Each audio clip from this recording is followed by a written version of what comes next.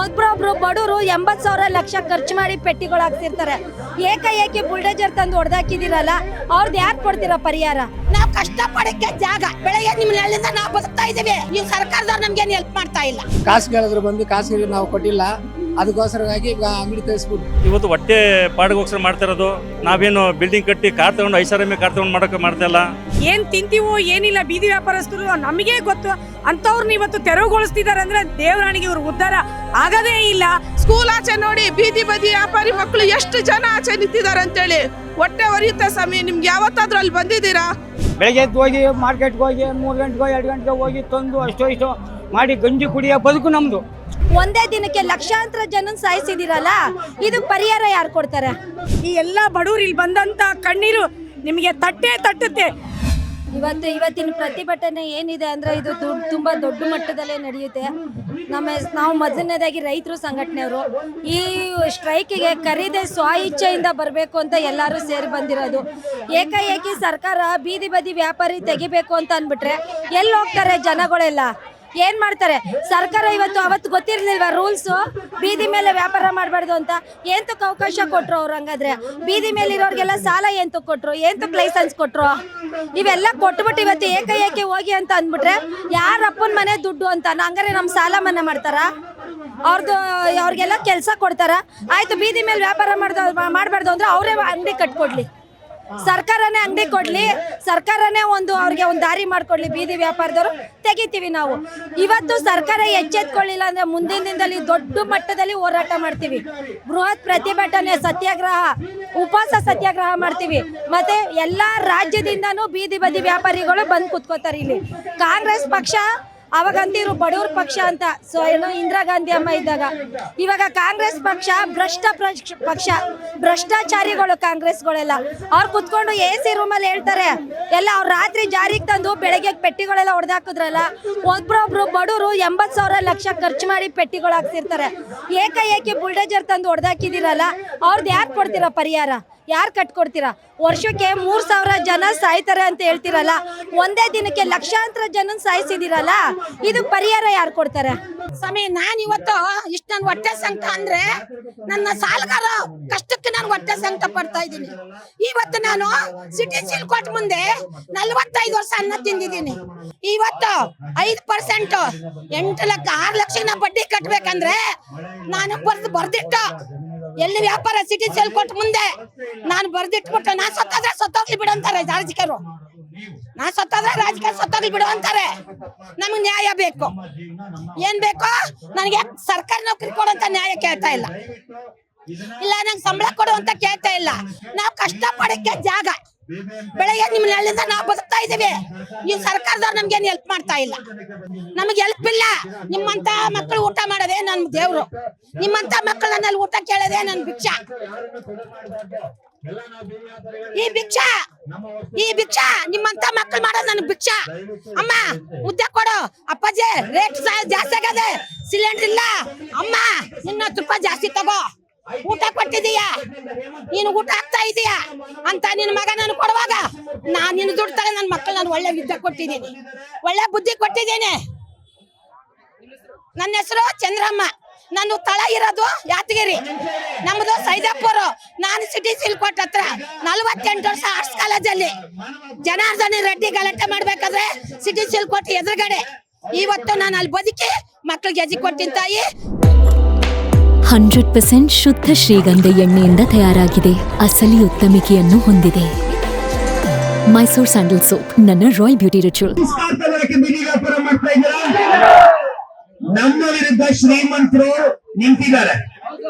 ಹಾಗಾಗಿ ನಮ್ಮನ್ನ divide ಮಾಡೋಂಥದ್ದು Hindu, Muslim, Christian, ಇವ್ರು ಆ ಜಾತಿ ಇವ್ರು ಈ ಜಾತಿ ಅಂತಲ್ಲ. ನಮ್ಮನ್ನ ಡಿವೈಡ್ ಮಾಡ್ತಾ ಇರೋದು ಶ್ರೀಮಂತರು ದಬ್ಬಾಳಿಕೆ ಮಾಡ್ತಾ ಇದ್ದಾರೆ. ಕರೆಕ್ಟಾ? ಶ್ರೀಮಂತರು ಅವ್ರ ಕಾರ್ಗಳನ್ನ ಫುಟ್ಪಾತ್ ಮೇಲೆ ಪಾರ್ಕ್ ಮಾಡ್ತಾರೆ, ನೋಡಿದೀರಾ? ಅದನ್ನ ತಗೊಂಡೋಗಿದಾರಾ? ನಮ್ ಗಾಡಿ ಮಾತ್ರ ತಗೊಂಡು ಹೋಗ್ತಾರೆ. ಇದು ನ್ಯಾಯನಾ? ಇದು ಅನ್ಯಾಯ, ಹೌದಾ? ಹಾಗಾಗಿ ನಗರದ ಶ್ರಮಜೀವಿಗಳು, ದುಡಿಯೋ ವರ್ಗದವರು ಒಟ್ಟಿಗೆ ಆಗ್ಬೇಕು. ನಮ್ಗೆ ಸಪೋರ್ಟ್ ಬಂದಿರೋದು ಆಟೋ ಚಾಲಕರಿಂದ ಸಪೋರ್ಟ್ ಬಂದಿದೆ, ಯಾಕಂದ್ರೆ ಅವರು ದುಡಿಯೋ ಜನ. ಕರೆಕ್ಟಾ? ಆಟೋ ಡ್ರೈವರ್ಸ್ ಶ್ರಮಜೀವಿಗಳು, ಅವರಿಂದ ಬೆಂಬಲ ಬಂದಿದೆ. ಪೌರ ಕಾರ್ಮಿಕರಿಂದ ಬೆಂಬಲ ಬಂದಿದೆ. ಬೇರೆ ಕಾರ್ಮಿಕರಿಂದ ಬೆಂಬಲ ಬಂದಿದೆ. ಆದ್ರೆ ಈ ಶ್ರೀಮಂತರು ಇರ್ತಾರಲ್ಲ ಅವರು ನಮ್ಮ ವಿರುದ್ಧ ನಿಂತಿದ್ದಾರೆ. ಸೊ ನಮ್ಮಲ್ಲಿ ರಕ್ತ ಇರೋದು ಹಿಂದೂ ರಕ್ತ, ಮುಸ್ಲಿಂ ರಕ್ತ, ಕ್ರಿಶ್ಚಿಯನ್ ರಕ್ತ ಅಂತೆಲ್ಲ ಕರೆಕ್ಟಾ?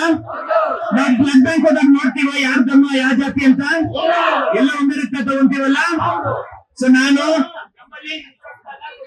ಅಲ್ಲ, ಕ್ರಿಶ್ಚಿಯನ್ ರಕ್ತ ಅಲ್ಲ, ನಮ್ಮಲ್ಲಿ ಇರೋದು ಯಾವ ರಕ್ತ ಅಂದ್ರೆ ಕೆಂಪು ರಕ್ತ ಅಂತ ಹೇಳ್ಬೇಕು, ಆಯ್ತಾ?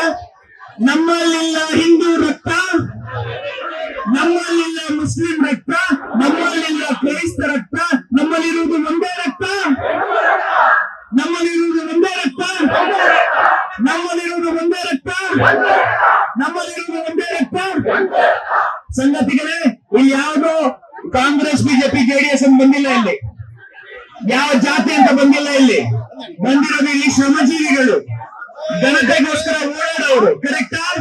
ಹಾಗಾಗಿ ನಾವು ನಮ್ಮ ಆಡಳಿತ ಕಾಪಾಡಬೇಕು. पानीपुरी इंदिरा नगर दुकान है, 2 व्हीलर पार्किंग। मैं पानीपुरी हूँ। अंकल नारियल शॉप का दुकान है इधर।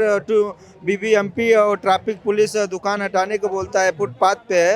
थोड़ा sir DK Shiv Kumar sir हम लोग को हेल्प करो। हम लोग गरीब आदमी, यूपी से आया है इधर काम करने के लिए, हमको थोड़ा मदद करो। गरीब आदमी हूँ सर, बहुत आपसे धन्यवाद होगा। हम लोग काम करने के लिए आया, बीबी बच्चे सभी है सर, ಥೋಡಾ ಹೆಲ್ಪ್ ಕರೋ. 35 ವರ್ಷದಿಂದ ಅಲ್ಲಿ ಇಂದಿರಾನಗರ ಮೆಟ್ರೋ ಹಿಂದ್ಗಡೆ ಮಾಡ್ತಾ ಇದೀವಿ. ಇವಾಗ ಒಂದು 8 ತಿಂಗಳಿಂದ ಬಂದು ಅಂಗಡಿ ಸೇರಿಸ್ಬಿಟ್ರು. 8-9 ತಿಂಗಳಾಯ್ತು. ಕಾಸು ಕೇಳಿದ್ರು, ಬಂದು ಕಾಸು ನಾವು ಕೊಟ್ಟಿಲ್ಲ. ಅದಕ್ಕೋಸ್ಕರವಾಗಿ ಈಗ ಅಂಗಡಿ ತೆಗೆಸ್ಬಿಟ್ರು ಆಟೋ ಸ್ಟ್ಯಾಂಡ್ ಅವರು ಮತ್ತೆ ಟ್ರಾಫಿಕ್ ಪೊಲೀಸ್ ಅವರು. ತುಂಬ ನಮಗೆ ಊಟಕ್ಕೆ ತುಂಬ ಕಷ್ಟ ಆಗ್ಬಿಟ್ಟಿದೆ. ಅದರ ಬಗ್ಗೆ ಲೋನ್ ತಗೊಂಡಿದ್ವಿ, ಅದು ಕಟ್ಟೋಕ್ಕಾಗಲ್ಲ. ಮತ್ತೆ ಬಾಡಿಗೆ ಕಟ್ಟಬೇಕು, ನಾವು ಬಾಡಿಗೆ ಕಟ್ಟೋಕ್ಕಾಗಲ್ಲ. ಊಟಕ್ಕೆ ತುಂಬ ಕಷ್ಟ ಆಗಿದೆ. ಅಂಗಡಿ ಎಲ್ಲ ತೆಗೆಸ್ಬಿಟ್ರು. 8 ತಿಂಗಳ 9 ತಿಂಗಳಿಂದ ನಾವು ಗಂಡ ಹೆಂಡತಿಗೆ ವ್ಯಾಪಾರ ಮಾಡ್ತಾ ಇದ್ವಿ. ನಮಗೆ ಒಂದು ದಾರಿ ತೋರಿಸ್ಬೇಕು. ಇವತ್ತು ಮಾನ್ಯ ಸಚಿವರಾದಂಥ ಕೃಷ್ಣೇಗೌಡರಿಗೆ ನಾವು ಕೇಳ್ಕೊಳ್ಳೋದೇನೆಂದರೆ, ಇವತ್ತಿನ ವ್ಯಾಪಾರ ಅಲ್ಲ ಇದು. ನಾನು ಕಂಡಂಥ 1986ರಿಂದ ಫುಟ್ಪಾತ್ ವ್ಯಾಪಾರಗಳು ಮಾಡ್ತಾ ಇದ್ದಾರೆ. ಹಾಗಾಗಿ ಇವತ್ತು ಹೊಟ್ಟೆ ಪಾಡಿಗೋಸ್ಕರ ಮಾಡ್ತಾ ಇರೋದು. ನಾವೇನು ಬಿಲ್ಡಿಂಗ್ ಕಟ್ಟಿ ಕಾರ್ ತೊಗೊಂಡು ಐಷಾರಾಮಿ ಕಾರ್ ತೊಗೊಂಡು ಮಾಡೋಕ್ಕೆ ಮಾಡ್ತಾಯಿಲ್ಲ. ನಮ್ಮ ಹೆಂಡತಿ ಮಕ್ಕಳು ಸಾಕು ಸಲುವಾಗಿ, ನನ್ನ ತಂದೆ ತಾಯಿ ಸಲುವಾಗಿ ನಾನು ಈ ಫುಟ್ಪಾತಲ್ಲಿ ಒಂದು ಅಂಗಡಿ ಕೊಂಡು ನಾವು ಬದುಕ್ತಾ ಇದ್ದೀವಿ. ನಿನ್ನ ಬೇಡ್ಕೊಳ್ಳೋದು ಇಷ್ಟೇ, ನಾವು ಒಂದು ಅಟ್ಲೀಸ್ಟು ಜಾಗನ ಇಂಥದ್ದು ಗುರುಸ್ಕೊಡಿ ನಮಗೆ, ಅದು ಅಲ್ಲೇ ಮಾಡ್ಕೊಂಡು ಹೋಗ್ತೀವಿ. ನಾವು ಯಾರೂ ತೊಂದರೆ ಕೊಡ್ತಾ ಇಲ್ಲ, ನಾವು ತೊಂದರೆ ಕೊಡೋಕ್ಕೂ ಇಷ್ಟ ಇಲ್ಲ. ಯಾಕೆಂದರೆ ಅವರು ನಮ್ಮ ಜೀವಗಳೇ, ನಾವು ಒಂದು ಜೀವ ಅಂತ ನಾವು ಇದು ಮಾಡ್ತಾಯಿದ್ದೀವಿ. ಇದೊಂದು ನಾನು ಮನವಿ ಅಂತಂದರೆ ನಮ್ಮ ಹೈಕೋರ್ಟು, ಸುಪ್ರೀಂ ಕೋರ್ಟು ಕೇಳ್ಕೋದು ಇಷ್ಟೇ. ನೀವು ಒಂದು ಸತಿ ನೋಡ್ಕೊಳ್ಳಿ, ಯಾರು ಕಳಿಸಿ ಗೊತ್ತಾಗ್ತದೆ ಹೇಗೆ ಅಂದ್ಬಿಟ್ಟು. ಎಂದೆಂದಿಗೂ ನಾವು ನಿಮ್ಮ ಈ ಜಾಗ ಕೊಟ್ಟರೆ ಮರೆಯೋಕ್ಕಾಗಲ್ಲ ನಾವು. ಯಾಕೆ ನಾವು ಅದರಲ್ಲೇ ಜೀವನ, ಆ ಜೀವನ ಬಿಟ್ಟರೆ ಬೇರೆ ಜೀವನ ಮಾಡೋಕ್ಕೆ ನಮಗೆ ಆಸಕ್ತಿ ಇಲ್ಲ, ದೇವ್ರು ಕೊಟ್ಟಿಲ್ಲ ನಮಗೆ. ಹಾಗಾಗಿ ಇಷ್ಟೊಂದು ಕೇಳ್ಕೊಳ್ತಾ ಇದ್ದೀನಿ. ನಿಜವಾಗ್ಲೂ ಇವತ್ತು ಫ್ರೀಡಮ್ ಪಾರ್ಕಲ್ಲಿ ತುಂಬ ನೋವಾಗ್ತಾ ಇದೆ ನಮಗೆ. ಯಾಕೆ ಅಂತಂದರೆ ಬೀದಿ ವ್ಯಾಪಾರಸ್ಥರುಗಳು ಅಷ್ಟೇ ಇವರಿಗೆ ಕಣ್ಣಿಗೆ ಕಾಣ್ತಾ ಇದ್ದಾರಾ? ಚುನಾವಣೆ ಮುಖಂಡವರಿಗೆ ಬೇರೆ ಯಾರು ಕಣ್ಣಿಗೆ ಕಾಣ್ತಾ ಇಲ್ವಾ?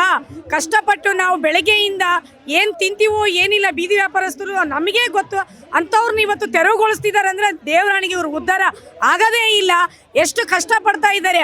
BBMP ಅವರು ಅವರೇ ರಸೀದಿ ಕೊಟ್ಟಿದ್ದಾರೆ, ಅವರೇ ಲೋನು ತಗೋಬೇಕಂತ ಅವರೇ ಹೇಳ್ತಾರೆ, ಮತ್ತು ಚೀಟಿ ಕೊಟ್ಟಿದ್ದಾರೆ. ಯಾಕೆ ಸರ್ ಬೀದಿ ವ್ಯಾಪಾರಸ್ಥರ ಮೇಲೆ ಇವರು ಹಲ್ಲೆ ಮಾಡ್ತಾ ಇದ್ದಾರೆ? ಪದೇ ಪದೇ ಪದೇ ಎಲ್ಲ ಊರಲ್ಲಿ, ಬೆಂಗಳೂರಲ್ಲಿ ಅಂತ ಅಲ್ಲ ಹೇಳೋದು, ಪ್ರತಿ ಒಂದು ಜಿಲ್ಲೆಯಲ್ಲಿ, ಪ್ರತಿ ಒಂದು ತಾಲೂಕದಲ್ಲಿ, ಕರ್ನಾಟಕದಂತ ಅದೇ ಬರೀ ಆಗಲೆಲ್ಲ ಬೀದಿ ವ್ಯಾಪಾರ.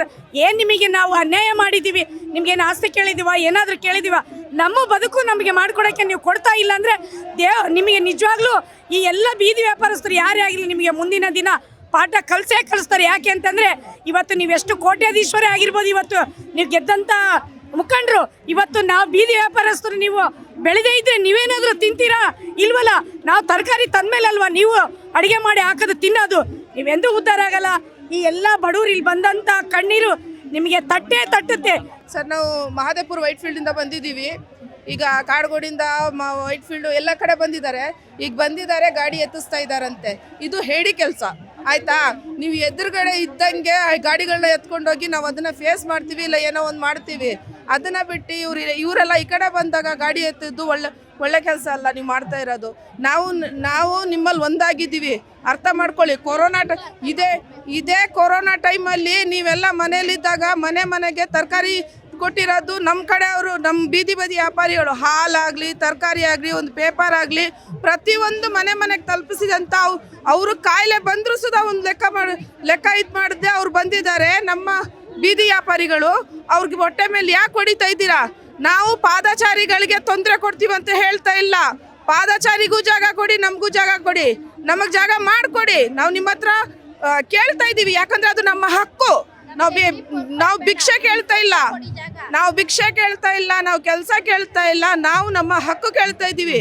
ನೀವು ಪಾದಚಾರಿಗೆ ಜಾಗ ಕೊಡ್ಬೇಕಾರ್ದ ಅವ್ರಿಗೆ ಕೊಡಿ, 3 ಅಡಿ ಕೊಡಿ ಸ್ವಾಮಿ, ನಮಗೆ 4 ಅಡಿ ಜಾಗ ಕೊಡಿ, ಬರೀ ಗಾಡಿ ಇಡಕ್ಕೆ ಮಾರ್ಕಿಂಗ್ ಮಾಡ್ಕೊಡಿ. ನಾವೇನು ಜಾಸ್ತಿ ಕೇಳಲ್ಲ ನಿಮ್ಮ ಹತ್ರ, ಯಾಕಂದ್ರೆ ನಮ್ದು ಹೊಟ್ಟೆ ಇದೆ, ನಾವು ಬದುಕಬೇಕು.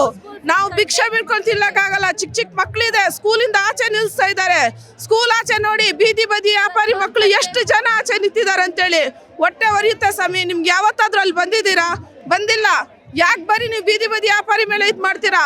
ರೋಡ್ ನೋಡಿ, ಎಷ್ಟು ರೋಡ್ಗಳು ಹಾಳಾಗಿದೆ, ಯಾಕೆ ಅದ್ರ ಮೇಲೆ ಕೆಲಸ ಮಾಡ್ತಾ ಇಲ್ಲ? ಯಾಕೆ ನೀವು ಇದು ಎಷ್ಟು ಜನ ಅಪಘಾತಕ್ಕೆ ಸಾಯ್ತಾ ಇದ್ದಾರೆ, ಅದ್ರ ಮೇಲೆ ಯಾಕೆ ಇದು ಮಾಡ್ತಾ ಇಲ್ಲ? ಬೀದಿ ವ್ಯಾಪಾರಿಗಳ ಮೇಲೆ ದೌರ್ಜನ್ಯ ತೋರಿಸ್ತಾ ಇದ್ದೀರಾ? ನಾವು 15-20 ವರ್ಷದಿಂದ ವ್ಯಾಪಾರ ಮಾಡ್ತಾ ಇದ್ದೀವಿ. ಎಚ್ ಡಿ ಕುಮಾರಸ್ವಾಮಿ ಆಗಿರ್ಬೋದು, ದೇವೇಗೌಡರು ಆಗಿರ್ಬೋದು, ಯಾರೇ ಆಗಿರ್ಬೋದು, ಅವಾಗಿಂದಲೂ ಮಾಡಲಿಲ್ವ ನಾವು ಬೀದಿ ವ್ಯಾಪಾರವ. ಈಗ ಕುಮಾರಸ್ವಾಮಿ ಬೈರೇಗೌಡರು ಬಂದ್ಬಿಟ್ಟು ಏಕಾಏಕಿ ಎತ್ಗಡಿ ಅಂತೇಳಿ ನಮಗೆ ತೊಂದರೆ ಮಾಡಿ ನಮ್ಮ ಹೊಟ್ಟೆ ಮೇಲೆ ಹೊಡೆದು ನೆನೆ ತೊಗೊಂಬಂದಿದ್ದು ಐಟಮ್ ಎಲ್ಲ ಮಣ್ಪಾಲಾಯಿತು. ಯಾರು ಏಕಾಏಕಿ ಬಂದು ಗಾಡಿಗಳೆಲ್ಲ ಎತ್ತಿಸ್ಬಿಟ್ಟು ಎಲ್ಲ ದಬಾಕ್ಬಿಟ್ರು, ಅನ್ಯಾಯ ಮಾಡಿಬಿಟ್ರು. ನಾವು ಅವರು ಸೊಸೈಟಿ ಇಕ್ಕಿ ನಾವು ತಿಂತೀವಿ, ಅವರು ಸೋನ ಮಸೂರಿ ಅವ್ರು ತಿಂತಾವ್ರೆ. ಇದು ನಮ್ಮ ಮನೆ ಬರೋನೋ ಇಲ್ಲ ಅದು ಅವ್ರ ಮನೆ ಬರೋ ಗೊತ್ತಿಲ್ಲ ಆಯಿತು. ನಾವು ಬೀದಿ ವ್ಯಾಪಾರಿಗಳು ಎಲ್ಲಿಗೆ ಹೋಗೋಣ? ನಮಗೊಂದು ಒಳ್ಳೆ ಉತ್ತೇಜನ ಮಾಡಿ, ನಾವೇನು ಪಾದಚಾರಿಗಳು ಅನ್ಯಾಯ ಮಾಡಲ್ಲ ಆಯಿತು, ಇಲ್ಲ ತೊಂದರೆ ಮಾಡಲ್ಲ. ಏಕಾಏಕಿ ಬಂದು ನೆನೆ ತಗೊಂಡು ನಮ್ಮ ಹೊಟ್ಟೆ ಮೇಲೆ ಹೊಡೆದಲ್ಲ, ಇದು ನ್ಯಾಯನ ಅನ್ಯಾಯ ಅಲ್ವರಾ? ನಮ್ಗೆ ಯಾರು ಕೊಡ್ತಾರೆ? ಹೆಂಡತಿ ಮಕ್ಕಳನ್ನ ಯಾಕೆ ಬಾಡಿಗೆ ಕಟ್ಟೋಣ, ಮಕ್ಕಳನ್ನ ಓದ್ತಾನ, ಎಲ್ಲ ಚಿಕ್ಕ ಮಕ್ಕಳು. ನನಗೆ 60-90 ವರ್ಷ ಆಯಿತು. ಯಾರು ಕೊಡ್ತಾರೆ ಸರ್? ಸ್ವಲ್ಪ ಗಮನದಲ್ಲಿ ಹಾಕಿ. ನಮಗೆ ಕುಮಾರಸ್ವಾಮಿ ಆಗಿರ್ಬೋದು, ಕೃಷ್ಣ ಬೈರೇಗೌಡರು ಆಗಿರ್ಬೋದು, ಯಾರಾದರೂ ಆಗಿರಲಿ, ಸ್ವಲ್ಪ ನಮ್ಗೆ ವ್ಯಾಪಾರ ಮಾಡೋಕ್ಕೆ ತೊಂದರೆ ಇಲ್ದಂಗೆ ಕಾನೂನು ಬದ್ಧವಾಗಿ ಮಾಡಿಕೊಡಿ ಸ್ವಾಮಿ. ನಾನು ಬೀದಿ ಬದಿ ವ್ಯಾಪಾರಿಗಳನ್ನ ತೆರವು ಮಾಡ್ತಿರೋದಕ್ಕೆ ಕೆಲವರೆಲ್ಲ ಯುವಕರು ಫೇಸ್ಬುಕ್ ವಾಟ್ಸಪ್ಲೆಲ್ಲ ಒಳ್ಳೇದಾಯ್ತು ಅಂತ ಹೇಳ್ತಾರೆ. ಕೆಲವ್ರು ಹೇಳ್ತಾರೆ ಸರ್, ಒಳ್ಳೇದಾಯ್ತು ಅಂತ ಹೇಳ್ತಿರೋರ್ಗೆ ಏನು ಹೇಳ್ತೀನಿ? ಕೆಲವ್ರು ಹೇಳ್ತಾರೆ ಸರ್, ಅವ್ರು ನಿಮ್ಗೆ ಎಲ್ಲ ಸವಲತ್ತು ಇದೆ, ನಿಮ್ಗೆ ಒಳ್ಳೇದಾಯ್ತು ಅಂತಾನೆ. ನನಗೆ ಏನು ಇಲ್ವಲ್ಲ, ನಿನ್ನ ಮನೆ ತಕ್ಕ ಬಂದು ನೀವು ಕೊಡ್ತೀರಾ? ಕಸ ಗುಡ್ಸೋಕ್ಕೂ ಮನೆ ಕಾಣಲ್ಲ ನನ್ನ, ಯಾಕೆ 69 ವರ್ಷ, ಕಣ್ಣು ಕಾಣಲ್ಲ, ಕಿವು ಕೇಳಲ್ಲ, ನೀನು ಹೋಗೇ ಅಂತೀಯ. ನಾವು ಎಲ್ಲಿ ಹೋಗೋಣ? ಬೆಳಗ್ಗೆ ಎದ್ದು ಹೋಗಿ ಮಾರ್ಕೆಟ್ಗೆ ಹೋಗಿ 3 ಗಂಟೆಗೋ 2 ಗಂಟೆಗೆ ಹೋಗಿ ತಂದು ಅಷ್ಟೋ ಮಾಡಿ ಗಂಜಿ ಕುಡಿಯೋ ಬದುಕು ನಮ್ಮದು. ನಾವೇನು ಶ್ರೀಮಂತರು ಅಂತ ಹೇಳೋದಿಲ್ಲ ನಾನು. ಒಬ್ಬರ ಹತ್ರ ಹೋದ್ರು ನನಗೆ ಕೆಲಸ ಕೊಡ್ತಾರೆ, 69 ವರ್ಷ ಆಗಿದೆ, ಕಣ್ಣು ಕಾಣಲ್ಲ, ಕಿವು ಕೇಳಲ್ಲ, ಹೋಗೇ ಅಂತಾರೆ. ಇದಕ್ಕೆ ಏನು ಮಾಡೋಣ ಸರ್? ನಾವು ಎಲ್ಲಿ ಹೋಗೋಣ? ನಾವು ಇಲ್ಲೇ ಹುಟ್ಟಿ, ಕರ್ನಾಟಕದಾಗ ಹುಟ್ಟಿ, ಕರ್ನಾಟಕದಾಗ ಹುಟ್ಟಿ ಬೆಳಗ್ಗೆ ಎದ್ದು ನಿಮ್ಗೆ ಓಟ್ ಹಾಕ್ಬೇಕು, ಓಟ್ ಹಾಕಿಸ್ಕೊಂಡು ಕಾಲಿಡ್ಕೊತೀರಾ. ಈಗ ನಮ್ಮ ಹೊಟ್ಟೆ ಮೇಲೆ ಹೊಡಿತೀರ. ಇದು ಯಾವ ನ್ಯಾಯನೋ ಅನ್ಯಾಯನೋ ಇದು? ನೀವು ಸೋನ ಮಸೂರಿ ಅಕ್ಕಿ ತಿಂತೀರಾ, ನಾವು ಫುಟ್ಪಾತಲ್ಲಿ ಹೋಗಿ 4 ರೂಪಾಯಿ ಸಂಪಾದನೆ ಮಾಡಿ ಸೊಸೈಟಿ ಅಕ್ಕಿ ಅನ್ನ ತಿಂತಾ ಇದ್ದೀವಿ. ಇದಕ್ಕೇನು ಯಾವುದಾದ್ರೂ ಒಂದು ನೀತಿ ತೋರಿಸಿದ್ದು ಬಡವರಿಗೆ. ನಿಮ್ಮ ಹೆಸರು? ಪ್ರೇಮ್ ಕುಮಾರ್ ಅಂತ ಸರ್. ನಮ್ಮದು ಹೆಬ್ಬೂರು, ತುಮಕೂರು ತಾಲೂಕು, ಹೆಬ್ಬೂರು ಹೋಬಳಿ. ಪೀಣ್ಯ ಸೆಕೆಂಡ್ ಸ್ಟೇಜಲ್ಲಿ ಇದ್ದೀನಿ ಸರ್. ಅಲ್ಲ, ಬಡವರಿಗೆ ಯಾಕೆ ಹಿಂಗೆ ಅಂತ ಮೋಸ ಮಾಡ್ತಾರೆ? ಕೃಷ್ಣ ಬೈರೇಗೌಡರು ಆಗಿರ್ಬೋದು, ಎಚ್ ಡಿ ಕುಮಾರಸ್ವಾಮಿ ಆಗಿರ್ಬೋದು, ಯಾರನ್ನ ಆಗಿರಲಿ. ಈಗ ಕುಮಾರಸ್ವಾಮಿ, ದೇವೇಗೌಡರು, ಸಿದ್ದರಾಮಯ್ಯರು ಎಲ್ಲ ಮಾಡಲಿಲ್ವ? ಅವತ್ತೆಲ್ಲ ಸಾಯ್ತಿರಲಿಲ್ವ ಜನಗಳು? ಅವತ್ತು ಸಾಯ್ತಾರೆ, ಎಣ್ಣೆ ಕುಡಿದು ಸಾಯ್ತಾರೆ. ಅದಕ್ಕೆ ನಾವನೇನಾ ಅವ್ರನೇನಾ? ಮಾಡೋದು ಕಮ್ಮಿ ಮಾಡಿ, ಬಡವರಿಗೆ ಉದ್ಯೋಗ ಮಾಡಿ. ಬಡವರ ಹೊಟ್ಟೆ ಮೇಲೆ ಯಾಕೆ ಹೊಡಿಬೇಕು? ನಾವಿವತ್ತು ಬೆಳೆದಿರೋದು ಫುಟ್ಪಾತ್ ಹೋಟ್ಲಿಂದಾನೆ, ಇವತ್ತು ಈ ಮಟ್ಟಕ್ಕೆ ಬಂದಿರೋದು ಫುಟ್ಪಾತ್ ಹೋಟ್ಲಿಂದಾನೆ. ಇದು ಸರ್ಕಾರ ಎಚ್ಚೆತ್ಕೊಳ್ಳಿಲ್ಲ ಅಂದ್ರೆ ಮುಂದಿನ ದಿನಗಳಲ್ಲಿ ಲಕ್ಷಾಂತರ ಜನ ಸೇರಿ ಹೋರಾಟ ಮಾಡೋದಂತೂ ಖಚಿತ. ಈ ಜನ ಮುಂದೆ ನಿಮಗೆ ಪಾಠ ಕಲಿಸುತ್ತಾರೆ ಅಂತೇಳಿ ಈಗಲಾದರೂ ಎಚ್ಚೆತ್ತಾದ್ರೂ ನೀವು ಬೀದಿ ವ್ಯಾಪಾರಸ್ಥರಿಗೆ ಅವ್ರಿಗೆ ಸರಿಯಾದ ಜಾಗ ಕೊಡಬೇಕು. ನಾವೆಲ್ಲ ಸ್ಟ್ರೈಕ್ ಮಾಡಿದರೆ ನೀವೇನಂತೀರಾ? ಎಲ್ಲೋ ಜಾಗ ಕೊಡ್ತೀರಾ, ಎಲ್ಲೋ ಜಾಗ ಕೊಟ್ಟರೆ ಜನ ಇರಲ್ಲ, ಅಲ್ಲಿ ವ್ಯಾಪಾರ ಮಾಡೋಕ್ಕಾಗುತ್ತಾ? ಇವತ್ತು ನಮ್ಮನ್ನು ಬೀದಿಗೆ ಎಳೆದಿದ್ದೀರಾ, ಬೀದಿ ವ್ಯಾಪಾರಸ್ಥರಲ್ಲ. ಫೀಸ್ ಕಟ್ಟಬೇಕು, ನಾವು ಮನೆ ಬಾಡಿಗೆ ಕಟ್ಟಬೇಕು. ಎಲ್ಲಿಂದ ಸರ್ ನಾವು ಕಟ್ಟೋದು? ಪಾದಚಾರಿಗೆ ಜಾಗ ಕೊಟ್ಟಿದ್ವಲ್ವ ಅರ್ಧ, ಅವ್ರು ಹೋಗಿಲ್ಲ, ನಾವೇನ್ ಮಾಡೋದು? ನಾವು ಸರ್ಕಾರದ ಹತ್ರ ಜಗಳ ಮಾಡ್ತಿರೋದು. ನಾವು ಯಾವುದೇ ಪಾದಚಾರಿಗಳ ಜೊತೆ ಜಗಳ ಮಾಡ್ತಿಲ್ಲ. ನಮಗ್ ಹೋರಾಟ ಇರೋದು ಸರ್ಕಾರದ ಹತ್ರ. ಸರ್ಕಾರ ನಮಗ್ ಮಾಡ್ಬೇಕು. ನಾವು ಅವ್ರಿಗೆ ಜಯಿಸಿದೀವಿ, ಅವ್ರು ಇದು ಮಾಡಿದ್ರೆ ನಾವು ಅವ್ರ ಹತ್ರ ಕೇಳ್ತೀವಿ. ನಮ್ಗೆ ಯಾವುದೇ ಪಾದಚಾರಿಗಳ ಜೊತೆ ಏನು. ಮತ್ತಷ್ಟು ವಿಶೇಷ ವಿಡಿಯೋಗಳನ್ನು ನೋಡಲು ಮತ್ತು ಹೊಸ ವಿಡಿಯೋಗಳ ಬಗ್ಗೆ ತಿಳಿಯಲು ಈ ದಿನ.com ಯೂಟ್ಯೂಬ್ ಚಾನೆಲ್ ಸಬ್ಸ್ಕ್ರೈಬ್ ಮಾಡಿ ಮತ್ತು ಬೆಲ್ ಐಕಾನ್ ಕ್ಲಿಕ್ ಮಾಡಿ.